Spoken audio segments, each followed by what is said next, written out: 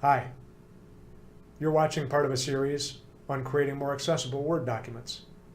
This video demonstrates how to make lists more accessible.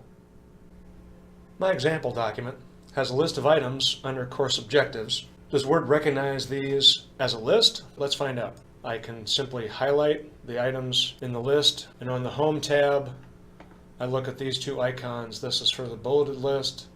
This is for the numbered list. And since neither of those icons is highlighted, we see that Word doesn't recognize this as a list. What's going on? Well, in the same way that I can make text look like a heading but not be formatted as a heading, I can make text look like a list but not be formatted as a list. Simply typing dashes, like we've done here, or numbers in front of list items isn't enough. In creating my list of items, I didn't select a list format, so Word doesn't recognize it as a list. That also means that a person with a disability using a screen reader has no way to know this is a list of items. When formatted properly, however, a list provides useful information to a visually impaired user. Screen reader software usually identifies how many items are in the list and which item is currently being read. For example, item 1 of 2 or item 2 of 3. I want to make my list more accessible. In my document, I'm going to highlight the text I want to make a list.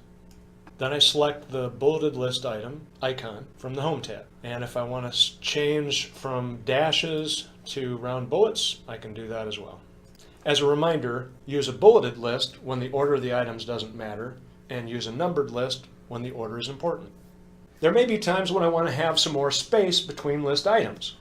Avoid using a blank line between items because that breaks the structure that identifies the items as a related group. A blank line splits them into separate groups.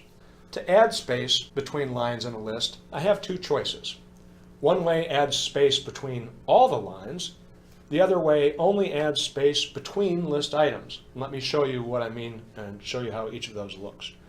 To add space between all the lines in a list, again, I highlight the list items, and on the Home tab, I select the line and paragraph spacing tool, and then I just simply scroll down until I see how much space I want to have. So there we go. If I scroll out a little bit, zoom out, you can see that we've added space between each of the lines, whether it's in an item or between items. I'm going to hit Control Z and undo that and show you the other way. Again, highlight the list items, go to the line and paragraph spacing tool, and this time select line spacing options.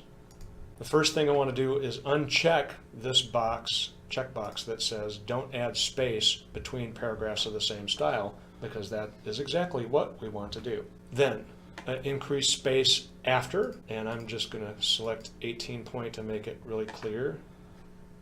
Select OK, and then you can see that we haven't added space between lines in the same bullet, but we have added space between the bullet items. This has been how to make lists more accessible.